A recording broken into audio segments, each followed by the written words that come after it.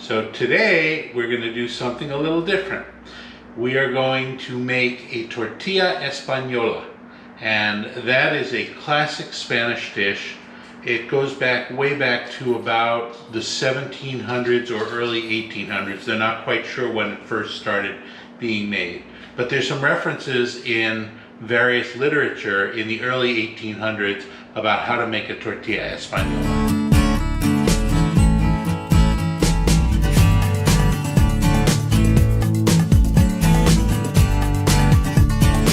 Now let me first go back and tell you, when you think of tortilla, if you're from the US, you're thinking of the little wrap that comes around tacos or burritos. That's not what a tortilla is in Spain. A tortilla in Spain is essentially an omelet. And they have various types of tortillas. They have tortilla de jamón, which is a ham omelet, tortilla de camarones, which is a shrimp omelet, or the classic tortilla de patatas, which is a tortilla of potatoes, or tortilla española. It's referred to as that. It's the origin of the term Spanish omelet. So they serve it everywhere. When I was in college, we used to have a bar down in the bottom of our dorm that the guy had tortillas on the bar top, and he would cut it into wedges, and you'd have a tortilla and a cup of beer, and that was just your wonderful afternoon snack. I love Tortilla Española. It's one of my favorite snacks. I introduced Young to it the first time I took her to Spain back probably about 10 years ago or so. And she learned at that point that she loves Spanish food, including Tortilla Española. And she learned how to make it. So she's going to make it today, and you're going to learn how to make a classic Tortilla Española or tortilla de patatas. So we are making tortilla española today, but I like it when my food is more chewy, and my husband, he likes his food is more crisp. So I'm going to modify a couple of things. Usually traditional tortillas is very runny inside, but we're gonna cook all through. So let's go get cooking. I'm going to cut this one in half. And half again, okay, like that. So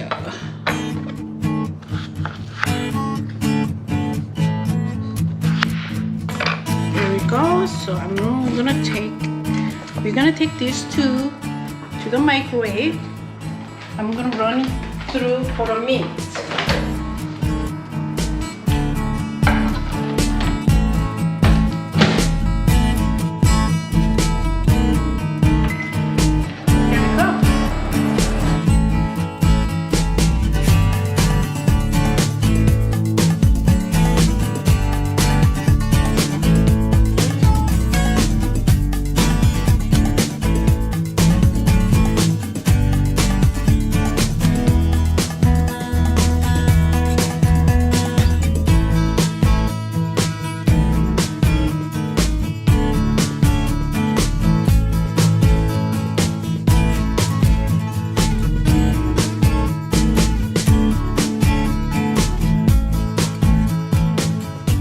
Young's cutting the potatoes. I'm going to put some olive oil into a pan. We're going to use those to saute the potatoes. It's important to pre-cook the potatoes because you don't want them to be uncooked in the omelet. It'll wind up burning the eggs, and the potatoes won't be cooked enough.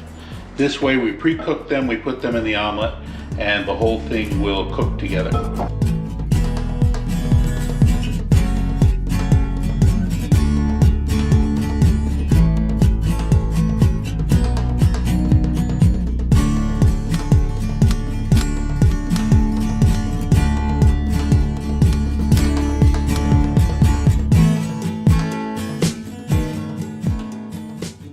Traditional tortilla española, they usually use potatoes. wet potatoes. And those are things like the White Rose or maybe the Yukon Golds. But yeah, we blame coronavirus for everything. We can't really buy those things, so we are using this. We actually went to Costco and we got ourselves a whole giant bag of russet potatoes and onions, which we've been using during the quarantine. All right, the potatoes are softening up a little bit and they're browning just slightly. They've absorbed a lot of the olive oil, and this is kind of the point at which you're getting ready to take it off and let it cool. You want to have cool potatoes in the eggs, otherwise they'll cook the eggs when you put them in there. You want everything to cook together.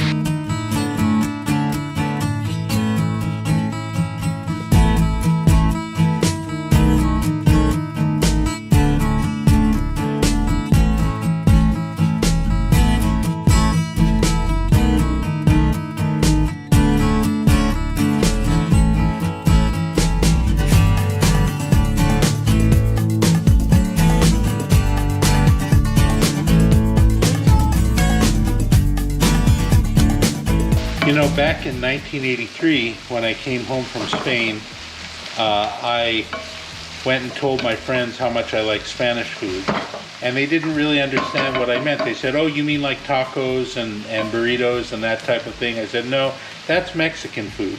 There's a big difference between Mexican and Spanish food. More people know about that now. Back then they didn't. Back then they thought that Mexican food and Spanish food were the same thing. The difference is Spanish food tends to have a lot of olive oil. It does use a lot of potatoes. It uses eggs. It uses paprika a lot as far as the spice goes. It's not super spicy like Mexican food is, and it has completely different flavors and completely different ingredients in it. And so Spanish food, it's really amazing. Nowadays, you tell people Spanish food and they say, "Oh, paella." Well, there's a lot of other foods besides paella that are amazing that we're going to probably cook some here and let you try it over time.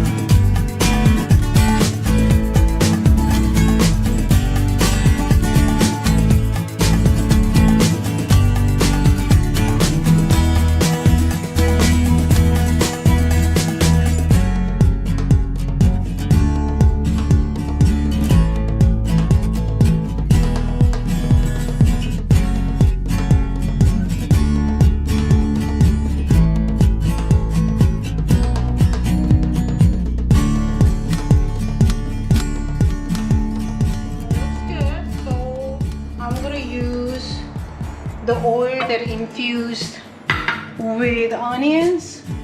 I'm gonna swirl around. I mean, oh no, we blame coronavirus and everything. Actually, we need a smaller pan for this tortilla Tortilla virus? Tortilla Española. But this is the only thing we have. It's a little bit big.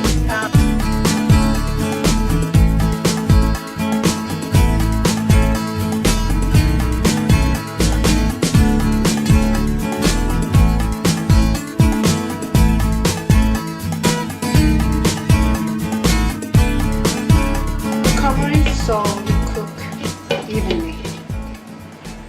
Bottom is ready to flip.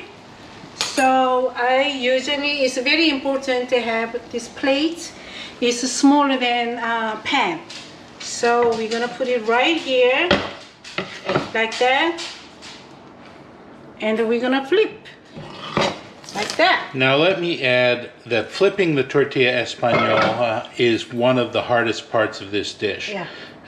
It may take a few times in order to get it right. You may have to practice a few times with the dish because often it'll go all over the place and it's really difficult to get it onto the plate like Young just did. She's Yeah. done this a few times, so. So- And then you slide it into the pan after that. Yes.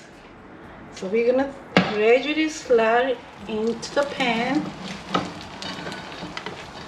Here we go. It looks beautiful.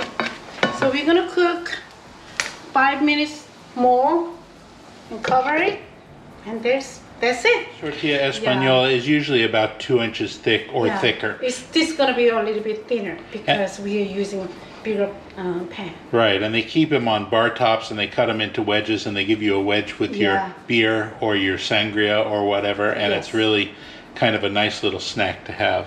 This one is going to be a little bit thinner, more like an omelet, but still it's a very nice tortilla española. Flip this over. Wow! Look at that.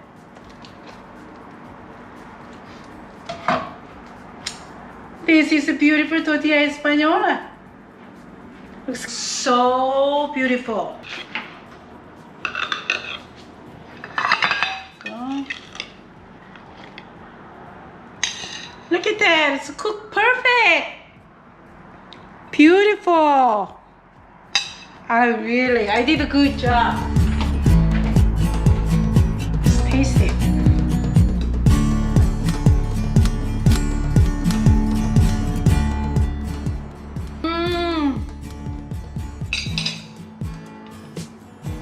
This is just perfect.